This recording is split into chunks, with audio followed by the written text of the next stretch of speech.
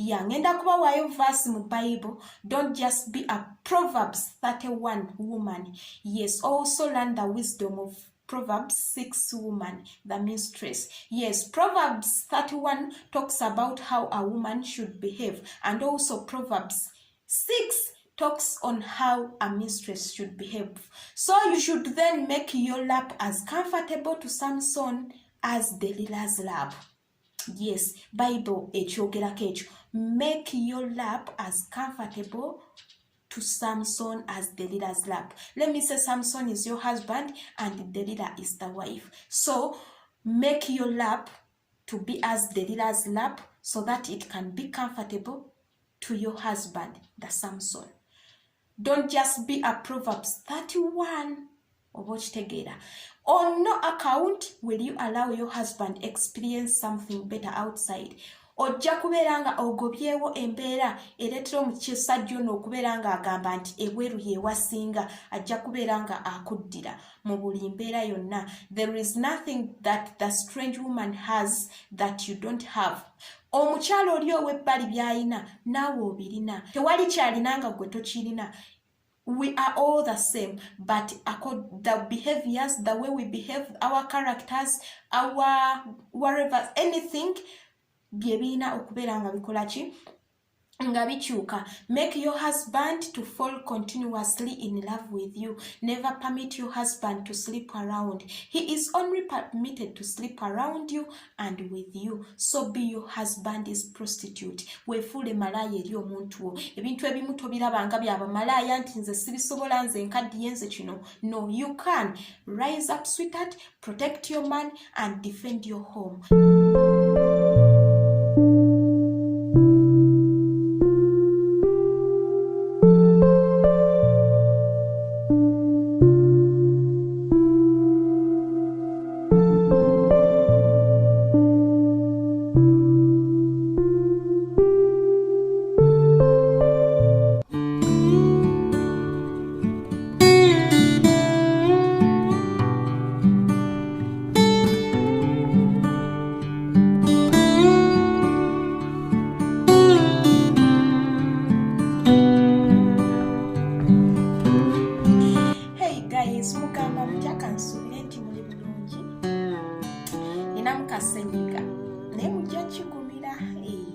Yes, nkomyewo ngenda kubeera nga tusoma ku kintu ekyenjawulo. Ngenda kubeera nga ngenda kumaka. Yes, olwaleero kyengenda okubeera nga nsomesako abakyala bangi muli eyo mubungutana. Omusajja ayenze, omusajja akoze kino, banayenze senga omusajja yakyuka, omusajja si yono gwe nafuna mu dating, essaawa eno gwe nnina mu bufumbo mulala nnyo, senga kiki. Olwaleero kyengenda okubeera nga nsomesako. So subscribe on my channel ate era don't forget to click the notification bell olw'ensonga nti it helps you to get notified whenever I post a new video. Yeah, today's lesson is going to be concerning about ladies most especially. So oba mwami togamba nti olw'okuba gwe abakyala sigenda kuwuliriza. No, nawe wuliriza ate osobola okubeera nga okuweerezaako mukyalawo oba girlfriend oba anyone whom you care of, or your sister even, because this lesson is really insightful. Most of girls, most of ladies, I'm gonna ask you this question. Is coming to you. Yes, most of you like wonder and even ask yourselves too, why really it happens. Have you ever wondered why a man in his right senses will run away from his beautiful, virtuous wife? And pitch his tent with a stranger who does not measure up to his wife in any way? Yes, bangi mukyebuuza. This question is really confusing many of you. Lwaki omusajja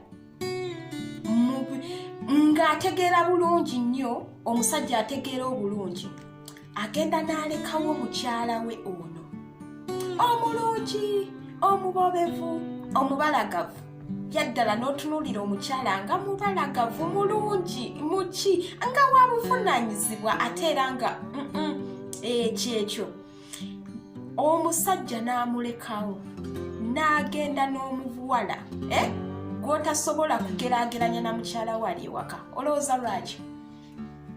gye ngenda okubeera nga nsomesaako. Yes, it's what I'm gonna teach about. It's what I'm gonna incite you about. So beera nga amatu ogateze oleme kola mistakes nga zino zingenda okubeera nga mmenya. Tulina abasajja baffe okubeera nga tubakuuma nga batuli wano. Omusajja so sigenda kuteeba ggoolo bbali.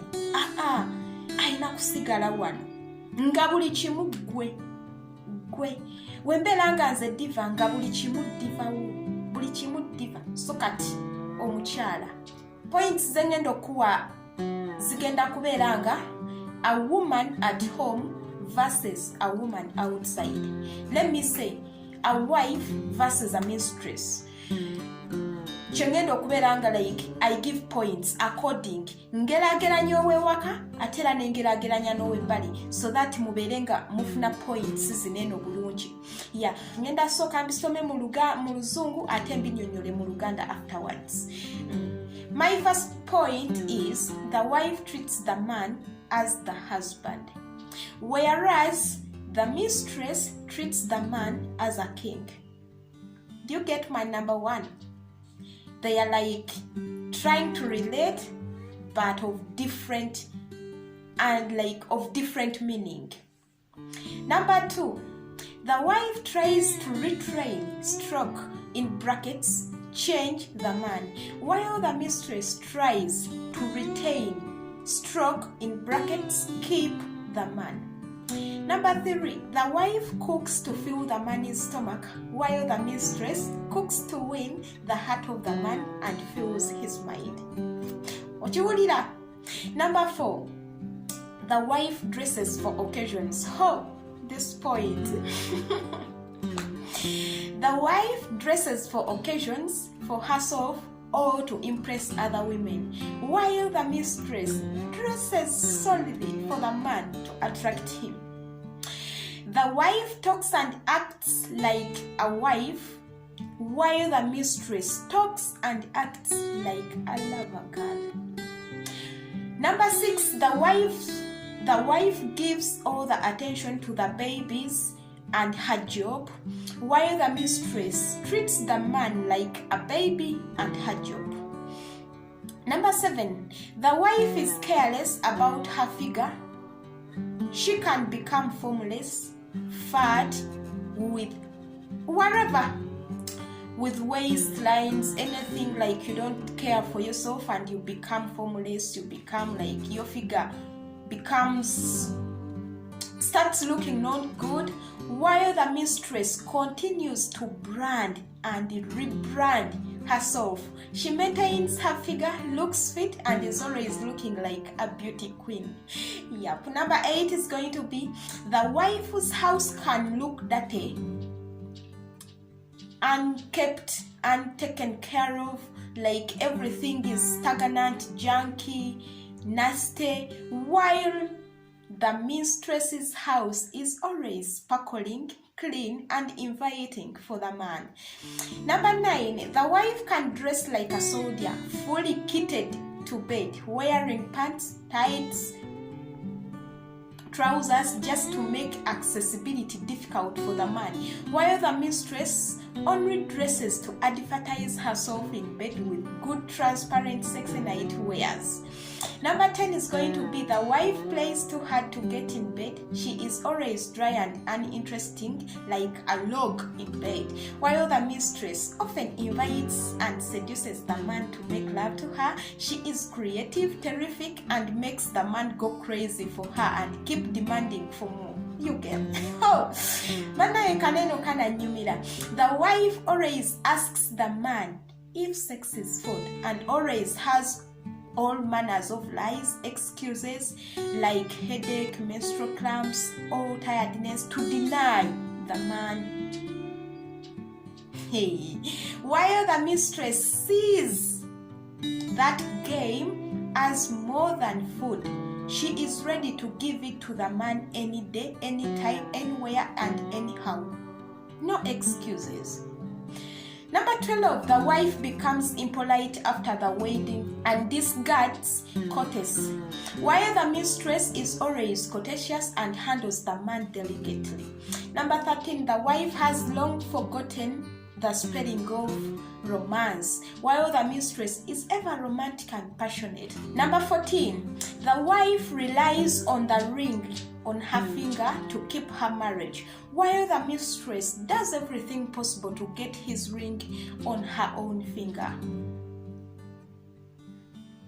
Those are my points. Let me explain one by one so that I don't make a long video, because at times bibawo obuzibu okubeera nga you listen to the end because biba biwanvu. Ensonga zineno zembabulidde ze zimu ku nsonga lwaki abasajja babalekawo n'agenda n'omuwala gw'obadde tomusuubiriza. Yiyi ddala ddala taata w'abaana bange bwe tuvudde emabega yonna, ddala ddala bwe tutobye mu mbeera yonna ebizibu byonna bye tuyiseemu, memories zonna ze zitukuliyetinze, ebirungi bye mukoledde, abaana be muzaalidde, ebbanga lye mbadde naye, kwegamba asazeewo kunsasula bw'ati, asazeewo kugenda ku muwala gwasiŋŋaanya obusiŋŋaanyi nga tukoze amusiŋŋaanye mu mbeera ennungi n'alekawo nze gwe twatuba naye mu mbeera ng'akyali ku kakeeka essaawa eno kati ng'akyasula ku kakeeka naye kati essaawa eno ali ku king sized bed n'andekawo bw'atyo. Ddala lwaki ansasula bw'atyo? Abasinga ne mufuna emitima emibi egiroga abasajja oba egiroga abo abawala oba egitemula abantu kwega nosaawo n'ogamba oba kufa oba ki kankole bwe kiti ne bwe kiti. Omukyala omugumiikiriza alina omutima ogwa Katonda, ayina that like the spirit of the Holy Ghost, n'abanga like she has that grace of God, n'abanga agamba let me keep calm, maybe anything can change, let me try to look for where there is something going on wrong, like I change. Yes, abakyala abamu n'agamba that naye nga weebuuza lwaki. The points zembawadde. Abakyala abasinga enembeera mugiyitamu, abakyala abasinga enembeera mwagiyitamu ne mwekoowa ne mwekyawa n'ogamba nti koolekewa amakaago olifuna amalala. Naye muganda wange ne woonaagamba nti kofuna amaka amalala nga tosoose kubeera nga weetegereza oba nga onoonyereza ddala lwaki ensonga eyo yatuukawo oba lwaki kino n'otakimanya, it means n'owookubiri ojja muluuzinga, kubanga abasajja abasinga basharinga characters, like their characters are the same. Though at times they tend at first to be so unique and different from your exes, but with time you start like seeing like the characters start like to get in nga zitandika okwefaanaanyirizaamu oli gwe wali naye, ate onotandika okuregretting oba kale singa oba oli yali yaddeyaddeko oba whatever, and you start like comparing your current partner to the ex, yet it's something wrong. So first check out the mistakes you were doing, first check out what's going on wrong, and you try to change. Oba mukitegeera. Naye wonaagamba nti for you onaabuna kwegamba lubuna Maria. Nove wono n'ogenda ewooli n'ogenda ewooli, okukaka n'otuusa ofuuse sugar mami, okukaka n'otuusa ofuuse nakyeyombekedde, ebyalaavu bikutamye, abasajja bakutamye, yeti gwe buzibu. So nze wendi essaawa eno okubeera nga nkola ki, nga nkubuulira ensobi ezo z'obadde okola oba ze wakola. Abasinga mulekawo obufumbo bwammwe lwabuno obusongasonga obutonotono, omusajja akyuse biki biki n'ojja ku kyeyo n'otandika okubeera. Si kibi okutandika okukola, naye ate kibi nnyo omukyala okubeera nga obeera nakyeyombekedde, kibi nnyo omukyala okubeera nga oliwo ku bwannamuniginanga gwe nga tolina musajja mabbali, kubanga omukyala wenna ekitiibwa kyo maka, n'omwami yenna ekitiibwa kye maka. Teri ajja kuwa kitiibwa nga toyina maka. Bajja kikuwa ekisaamusaamu era ekigere era where necessary, naye omukyala aggumidde ajjudde, olina okubeera nga olina ki? Olina omwami. Olina okubeera nga olina omwami eyakuteeka empeta ki? Ku ngalo yo. Nga bwe mbagambye ngenda bannyonnyola mu Luganda. Number 1, the wife treats the man as the husband, while the mistress treats the man as a king. Point eno, it's so easy to understand. Nti abakyala fenna wobeera mu maka, otuuka omusajja okumulaba ng'owa bulijjo as a normal husband. As a normal husband, kubanga there is a difference between a husband and a king.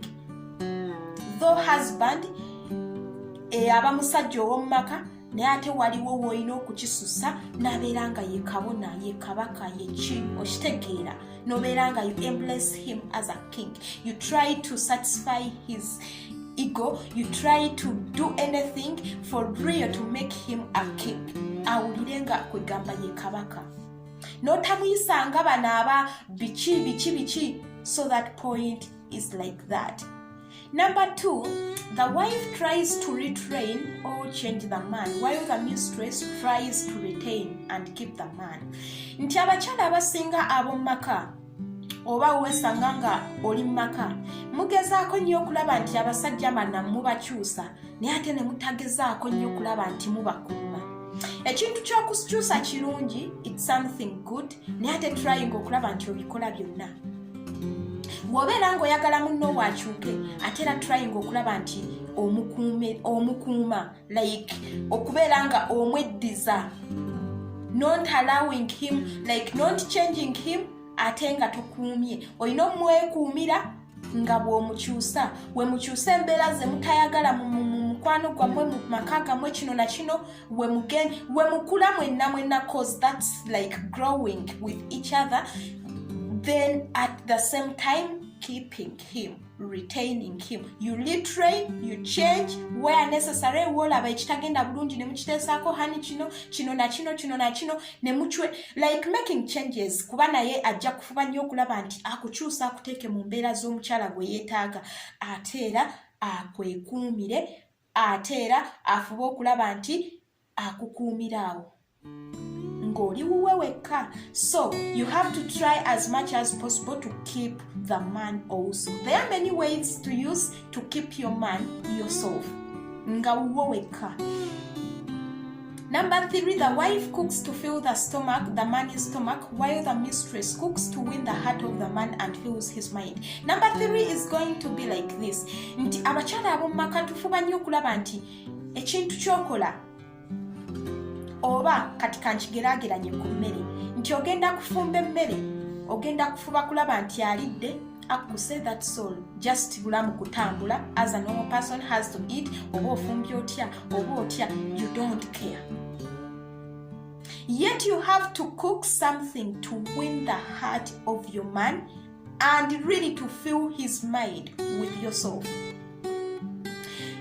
Kangeze nti oba ofumbye ekyokulya kifumbe kibeere so delicious, kisobole okukuuma obwongo bw'omwami ono nga buli ku ggwe wekka, ate obeere nga gwajjudde mu mutima gwe alowooza ku ggwe.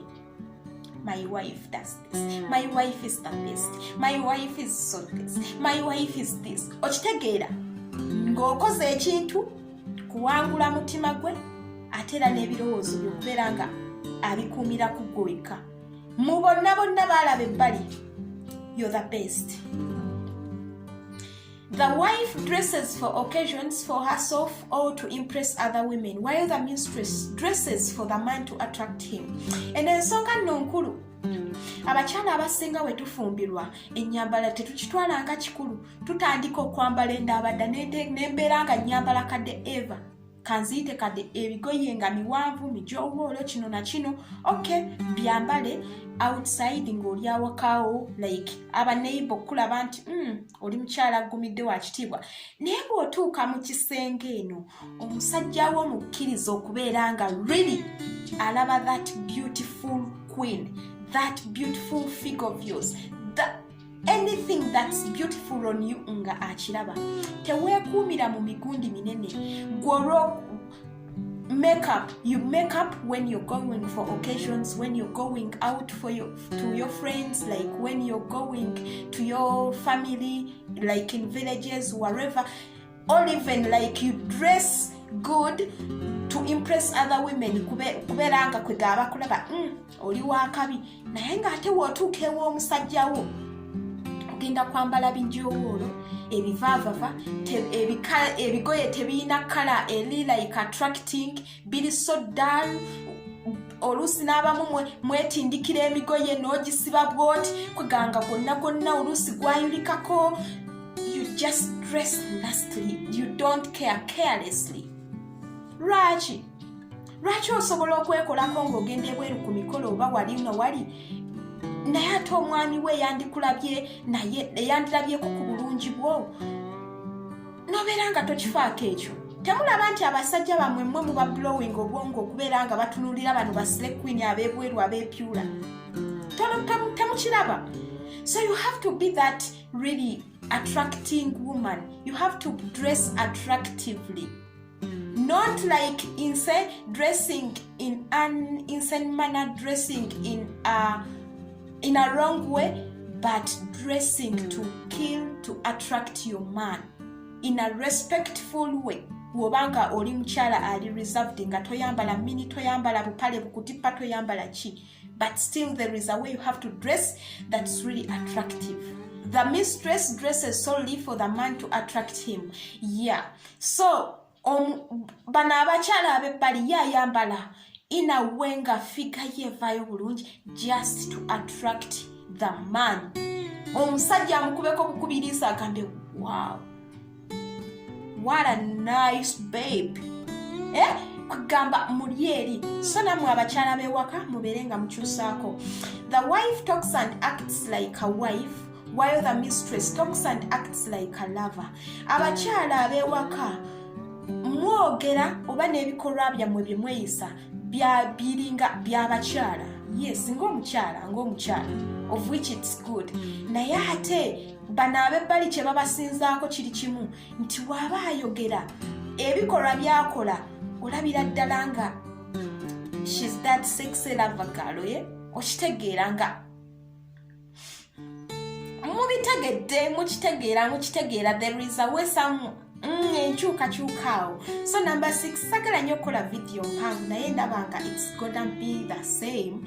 The wife gives all the attention to the babies and her job, while the mistress treats the man like a baby and her job. Abakyala abasinga nzize nkyogerako nti abakyala muwa nnyo obudde abaana. Kirungi okuwa abaana bammwe obudde cause that's your duty and that's why God created us as women. We give birth and we take care of the babies like more than men. Like a man supports, like brings money home, this and this, and for you take care. It's a good job and you care about your job. It's good to care about your job, to give your attention, to give the attention to your job, but still you shouldn't forget your man. Kati ate abebbali bano kye babasingako nti asobola okukola byonna naye n'amanya nti omusajja wange nina omuyisanga bebi, omusajja wange yankwanye ejjo nina omuyisanga bwe nti kwegamba omwami afuuka mulimu gwa mukyala. Do you know like a man becoming a job of a woman?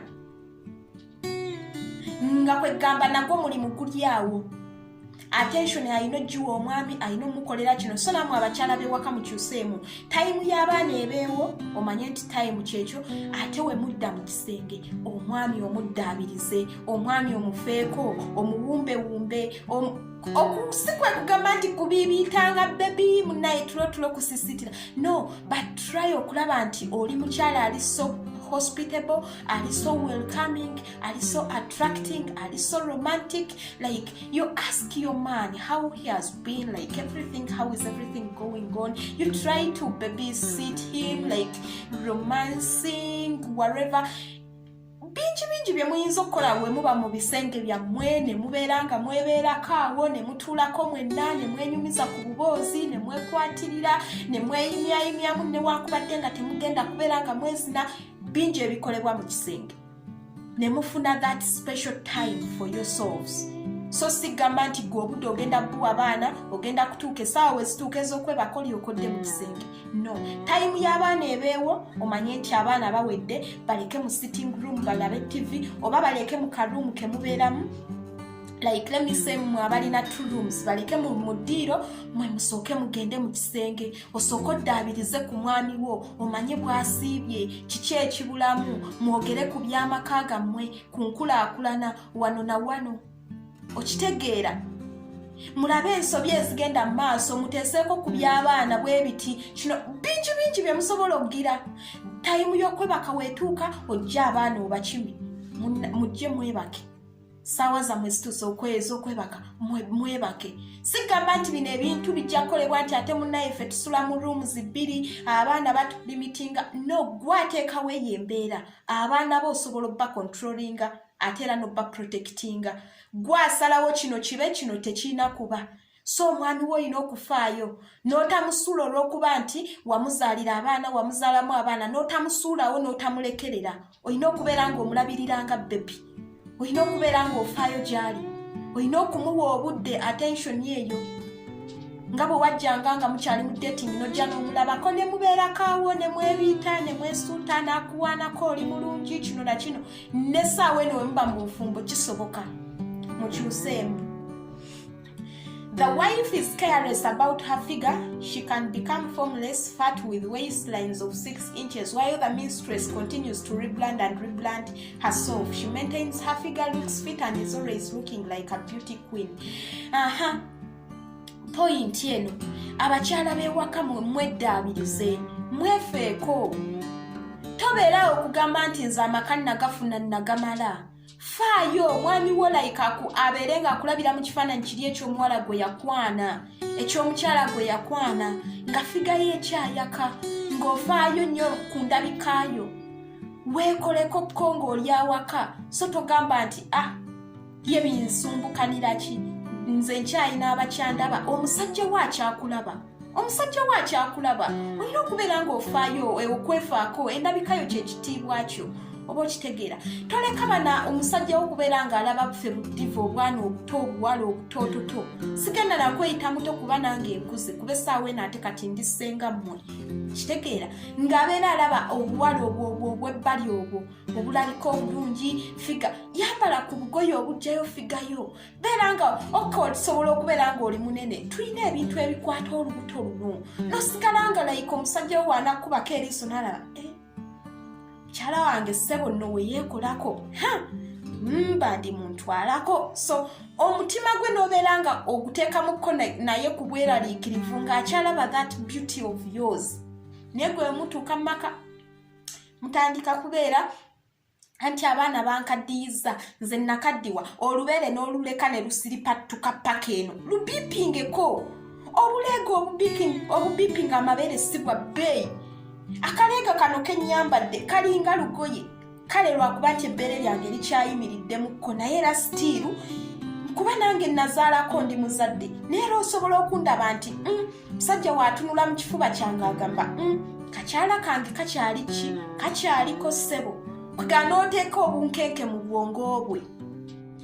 So you have to still like you to yourself as a wife olina okubeera ng'olabika bulungi olina okubeera ng'olabika nga queen nga sile queen newankubadde oba wafumbirwa abasajja abalala tebakyakulaba naye omusajja wo y'alina okulaba alina okulaba naye ku bulungi bwo oba okitegeera togamba nti nze sikyalina musajja gwe nsikiriza baawo ye musajja wo kimanyi. The wife's house can look dirty, like stinky everything, while the mistress's house is always sparkling, clean and inviting for the man. Abakyala abamu emufumbirwa amaka gammwe gabeera so janky, buli kimu ne kibeera wano na wali. Why like that? Okay, newankubadde makaago nnyumba y'omusajja yakuwasa yakuteeka omukyaggwa kye wali oba oyagala. Era you have to try to keep your house so tidy, like clean, like sparkling, like even nga akawoowo muyiga okufuuyira ku nnyumba zammwe obwoowo si bwa bbeeyi osobola okulayo akawoowo kakatini n'ofuuyira ku bukateni bw'egundi kwegamba omusajja n'ayingira mu nnyumba bwe muti ng'akawoowo ke wafuuyidde ku bukateni nga kakyawunya okitegeera ng'ennyumba ye ewunya bulungi erabika bulungi ntegeke bulungi nga wagirongoosezza okitegeera naye mwabamu ennyumba zitandika okulabika obwazo amatamu ge mufumbiramu ne gajeberera amasowaani awaka kino kiri wano we mwesiŋŋana ng'olina abaana abato omusajja n'akomawo pupu ali wali kino na kiri biri pampa poti kwegana obeera nga omusajja akomyewo ewaka ng'omutta appetite yeebuuza bankomeddewo kitajja kigamba naye byebibeera mu mitima gyabwe nze mbabuulira bakyala bannange kyebyo ebibeera mu mitima gyabwe bannange omuntu alabye n'atunula wali off kwegamba amaaso n'agakuumira ku ssimu ye wabanga alina smartphone n'abeera ku Facebook gwe weebuuza omusajja atava ku ssimu kiki obukyafu bwatunulako amaaso g'abasajja bano ogalaba gaagala nnyo okutunulira ekintu ekiri clean kubanga kimuli eri kirina engeri gye kibaleetera okwesiima mu mitima wow akantu ako wow okwesiima so abakyala mukyuseemu obukyafu si bulungi obukyafu bugoba omusajja waka abasajja bangi babadduseeko lwa bukyafu nga naawe kennyini omukyala tonaaba owunya ng'ogenda omujjulira ekyekiro eky'omu buliri nga kyonna kiwunya ng'oyinza okugamba byennyanja byaduze abakyala obukyafu ebyo byebisinga okuddusa bayithawe kino ekintu ky'obukyafu kiddusiza nnyo abasajja omusajja kasita atunula ku nnyumba yo awaka rawundi nga wagubu waddugala amasowaani g'omuwerako emmere gaaguba muguleyo ku bujiika amasowaani ameeru ag'ebbumba biki oganyike mu jiik gabeere nga gawayiteninga okitegeera obeere nga abamu osobola n'okufuna ku vvu n'okuuta essowaani nebeera nga ebrighteninga mulimu abali mu byalo kuba kati njagala nammwe abali mu byalo mubeere nga you rebrand yourselves mubeere nga si babibuga bokka bemwegomba nga naawe awaka weegombesa efune ku vvu wobanga tolina ssente za jiiki funa ku vvu oba kutusenyusenyu oluttu olutalina mayinja mangi amasowaani go gakuute entamoozi wawule kino nakiri kwegamba awaka wabeere so clean oyonje ennyumba ya ttaka gyere obwo ebintu obitegeka enjeyo zibeere mu gundi yazo kino kibeere mu gundi yakyo buli kimu nga kitegeke bulungi nnyo omwami agenda oyingira ekisenge ng'obuliri wabwaze nze akatanda kensulako kaakano katini nnyo nekibulanketi kyange naki naye obeera olaba nti wali clean. Okay, you can see this one, it's just an headset. Nomanya nti obuliri bwange buli so clean. Ate bwenti bwembeera kwegamba otandika livingiramu eyo embeera nga wolaba awantu nga tewali gundi ng'owulira naawe kikumalako emirembe kyeteekemu. Weteekemu embeera nga ewantu awakyafu tobeerawo. Nga wosanga awantu nga wakyafu ng'oyagala obeerewo ng'olina okukipi olina okufaayo okulaba nti okuwateeka ku mutindo w'oyagala. Be that woman. So sigwe kubeera nga newoosingana eki that's life nze byonna bimanyira obukyafu buttatta n'emitima gy'abasajja n'atuuka n'akuzira ne mu buliri nga takyakukwatako nga abasajja waba agenza okunaaba nga yeesabbuuna yeekuba akasabbuuni yeemazisa oba n'akulekawo n'agenda ebweru gwe ne weebuuza kiki ekiri mu mukazi ow'ebweru ekitali mu nze ow'awaka lwaki omusajja asitiikinga nnyo ku mukazi w'ebbali nze n'andekawo kiki bukyafu kubanga omusajja obukyafu kasita bumujjula mu mutwe naawe kennyini atandika okwenyinyala omuwa emmere n'alyako katono n'asimba mu fuuko n'agirekawo lwa butayagala kuzira nti munaye omusikazi anagamba nzize emmere kino na kino so mukyuseemuko mu bimu. The wife becomes impolite after the wedding and discards courtesy while the mistress is always courteous and handles the man delicately. Abakyala abasinga kasita babawasa mutandika okwogera anyhow toyina kawoowo mu kamwa gwavuma gwakola ki omusajja omumalamu ekitiibwa omusajja torespectinga egos zaabwe tomanyi kikwatagana ku basajja n'otandika okubeera nga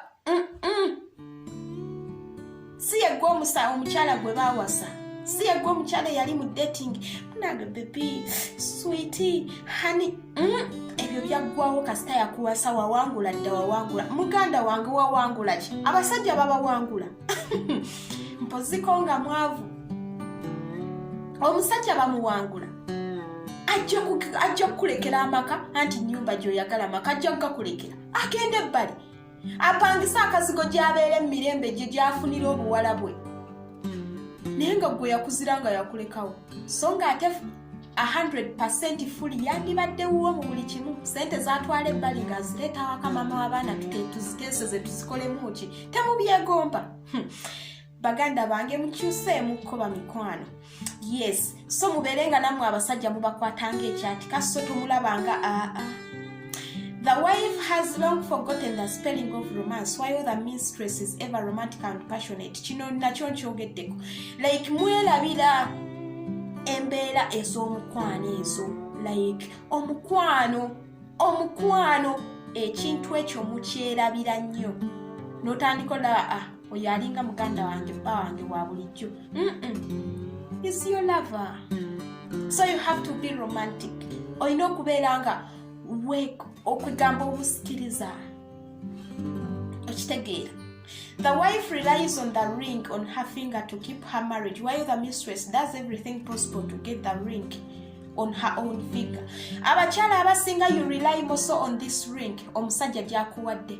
This ring is important in the law. It's important nti yagikuwa. Naye it cannot keep a man. This ring cannot keep a man. Akyayinza ogikuteekako n'asigala n'ayenda n'agenda ebbali. So it does not claim like nti omusajja ajja kubeera loyal only on you just because yakuwa ring, yakuwa sempeta whatever. So never behave disgustingly. Sajja ono olina okumukuuma newankubadde aba yakuwa empeta oba akyayinza okukyuka enkya. So abakyala, don't rely also on this ring. Try to rely on the man, the real person. Obeere ng'ofaayo gy'ali mu buli kimu nga bwe nsembi kugamba. Bingi. Yes. The wife always asks the man if the game is food and always has all manners of lies, excuses like headache, menstrual cramps and tiredness, or to deny the man that game. Kinene ekintu abakyala abasinga we mufumbirwa mutandika okufuna ebyekwaso abasajja bano okubamma. Reason ezibamisa abasajja ebiseera ebimu nti kale takutandise bulungi, watuuka n'omwetamwa, wa bulijjo, era bye mwakoze jjo bye mugenda okuddamu, takuwaayo ku bulabo, takyakuwa ku ssente, takyakuwa like ku transport fee nga bwe yakuwanga luli nti wajjanga oyina essali ogenda mufunamu kasente, essaawa entajja zikuwa. Bingi ebibaleetera okubeera nga mumma abasajja ekikolwa ky'omukwano. Abasajja mukimanye ekyo, mukiteeke mu bwongo nti ebyo byebimu kubireetera abakazi okubeera nga babamma, oba wabaawo okukoowa nti akoze kino nakiri. So abasajja mutryinga okulaba nti muli romantic, olwobaddeko awaka omukyala wo omuyambeko ku mirimu gireme mumenya yekka. Otryinga okulaba nti obwongo bwe obukipinga safe. Yes, abeere nga ali safe mu buli kimu. Mugulireyoko ku bulabolabo kino na kino, omukwano gwammwe muguze bujja kubanga kibayamba mwembiriri. Naye omukyala si kyabuvunaanyizibwa kumma mwami kyakugula ekyo eky'omu kisenge. Emmere y'omu kisenge eyo si kyabuvunaanyizibwa kugimumma newankubadde nti kale wabaawo byatakola bulungi. Naye mutryinga okulaba nti muhavinga communication, discussion about it. Omubuulire ensonga kino na kino. So teweekwasa nze olubuto lunnuma, nze nange ndi mu nsonga, ate kano n'oteekawo ebibeerabeera ebyekisiru. Women wise up. Ekyo ekintu kibi nnyo. Never expect a man to be only on you nga you deny him. Ajja kwendako mu buli mbeera, ne waanaakulaga embeera yonna ey'obutayenda ajja kwendako, ajja kuba ayenda. Teri musajja asobola kugumiikiriza mbeera yakumumma. Mu wiiki ng'olaba n'abasajja abamu mu wiiki aba ayagala kala kate buli lunaku. Kakati oba mu wiiki ennaku 2-3. Wabaawo nga oli alina effects ez'omubiri nga ajja kwetaaga once in a week, twice in a week, webityo. According to how you know your man. Naye wabanga baawo gw'omanyi obulungi wakasagazi, sinakayita kazagazi kubanga it's nature calls z'abaami. each and every time like wa feeling nti achetas gwe n'obimumma pozikongo ogamba oba yende wamaka wegana nema nafuka nakiyombekedde nadde waffe nakola bwe nti nga teweefiirayo naye nga lwaki otuuka kwerisa muganda wange nga amaka gawooma amaka galimu omukwano nga buli kimu kiteredde nga gawooma musajja tomumma toteekangawo nambeera okuggyako ng'embeera erabika nti yo in your periods naye wekitabeera ekyo at least have a way omusajja wo n'okumukakasa nti hani kino nga naye akiraba so si kuteekawo mbeera gwe buli lunaku enkya neggulo kino na kino si birungi. Don't deny your man something like that cause that is something important in a man's life. Nze mbabuulira y'ensonga lwaki ffe bano abawala ab'ebbali babatwalako abasajja just because they give everything. Taba na excuse omusajja wamwetaagira hello baby ndi wano jangu okay. So abakyala n'abaami enensonga ebakwatako omwami kyusaamuko mu mbeera ereetera omukyala okubeera nga yakkoowa oba gwe amuleetera okutuuka kweryesa mu bitereeze ate era naawe omukyala weekoleko oba kitegeera. The wife plays too hard to get in bed. She is always dry and uninteresting and like a logo in bed. Abakyala ab'omu maka temufaayo ku basajja nga bwe nkyogedde ku nsonga z'omukwano ezo gwe n'obeera ng'ekiti mu buliri teweekyusaako muli mu kikolwa tosikina muli mu kikolwa tokyusaako ku busitayiro tomuvinga mubiri gwoyo not romantic whatever omusajja ayagala okukisinga okyusa ensingo ze n'omumuka musikaŋŋana miguwa mu buliri nga lwaki bibi yenza abasajja y'ensonga lwaki basitiikinga ku b'ebbali kana ak'ebbali kagenda okugamuyiira anti gy'okoma obutaba na bwagazi ogenda kubeera mu kano obwagazi gwo bwennyini gwe waleetera okubeera nga obwagazi bukuggwako. Resolve some issues that are not going on well in your marriage so that mulaba nti everything becomes fine. Mwe bye mutwalanga ebitali bya mugaso nti newe okuwooma kyeki simanyanga okukola kyeki simanyanga okukyusiza okunyumisiza omusajja kyeki yampasa yaggwa nzanzaddemu saagala kukola vidiyo mpanvu oluvannyuma lw'ebyo bye mbabuulidde bakyala mukyuseemu so temugamba nti kyekyenza abasajja ebyenza mbibabuulidde tho nkyajja okubeera nga mbawa points endala mubeere nga mukola ki nga mukyusaamu ngenda kubawaayo verse mu Bible. Don't just be a Proverbs 31 woman. Yes, also learn the wisdom of Proverbs 6 woman, the mistress. Yes, Proverbs 31 talks about how a woman should behave, and also Proverbs 6 talks on how a mistress should behave. So you should then make your lap as comfortable to Samson as Delilah's lap. Yes, Bible ekyogerako ekyo. Make your lap as comfortable to Samson as Delilah's lap. Let me say Samson is your husband and Delilah is the wife. So make your lap to be as Delilah's lap so that it can be comfortable to your husband, the Samson. Don't just be a Proverbs 31. On no account will you allow your husband experience something better outside. Ojja kubeera nga ogobyewo embeera ereetera omukyesajja ono okubeera nga agamba nti ebweru yeewasinga ajja kubeera nga akuddira mu buli mbeera yonna. There is nothing that the strange woman has that you don't have. Omukyalo oli ow'ebbali by'alina naawe obirina. Tewali kyalina nga gwe tokirina.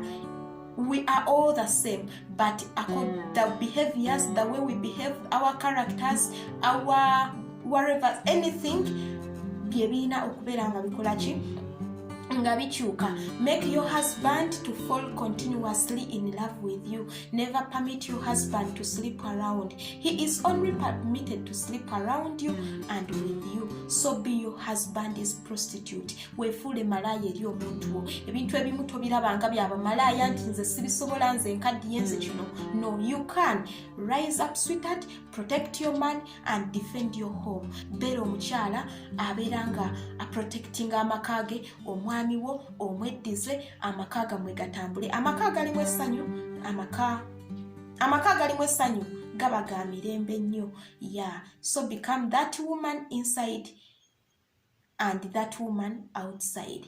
Yes, meet in the next video. Nsigadde nze Senga Diva. Always